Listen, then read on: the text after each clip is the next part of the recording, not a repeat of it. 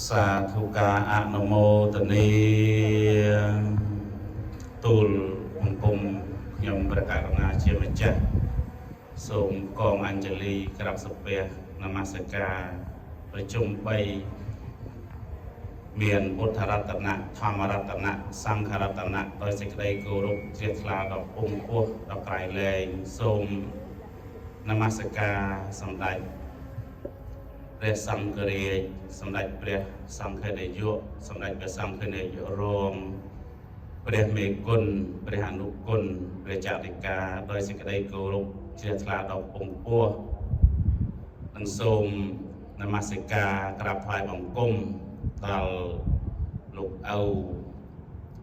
ឧត្តមមុនីវង្សាសូច័ន្ទព្រះអនុគុណស្រុកគង់ពិសីជាទីសក្ការៈដល់ពងពោះបំផុតគណៈសូមនមស្ការព្រះគ្រូអនុគុណនិងជាតំណាងអនុគុណខាងគណៈធម្មយុត្តគណៈដោយសេចក្តីជ្រះថ្លាដល់ពងពោះដល់ក្រៃលែងសូមនមស្ការចំពោះព្រះសច្ចវរណញាណខេនរិទ្ធព្រះធម្មធរអនុគុណស្រុកគង់ពិសីអវិន័យធរកណាចាស់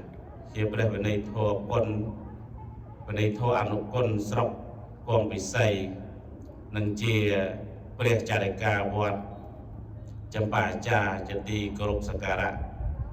នៃខ្ញុំបកណាសូមនមស្ការចំពោះព្រះភិក្ខុមុនីបញ្ញាសឿនសំអូនព្រះចរិកាអង្គតព្រាម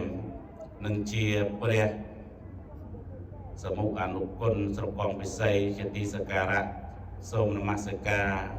ព្រះរាជាគណៈព្រះថេរានុថេរៈគ្រប់ព្រះអង្គទាំងអស់និងសូមគោរពស្រឡាញ់កោតសរសើរចំពោះ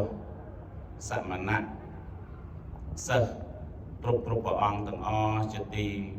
ស្រឡាញ់នៅក្នុងពធនសូមចម្រើនពរដល់ញោមខាងមន្ទីរធម្មការស្រុកនិងមន្ត្រីរាជការគ្រប់ឋានានុក្រមទាំងអស់ហើយនឹងញោមញាតិពុទ្ធបរិស័ទដែលបានចូលរួមមានលោកគណៈមានលោកអាចារ្យគណៈកម្មការជាទីស្រឡាញ់រាប់អាននៅក្នុងពធគណៈថ្ងៃនេះខ្ញុំគណៈពិតជាមានកិត្តិយសគណៈដកពងពោះនិងចូលរួមត្រេកអរយ៉ាងក្រៃលែងជាទីបំផុតចំពោះបកណាម្ចាស់គ្រប់ព្រះអង្គ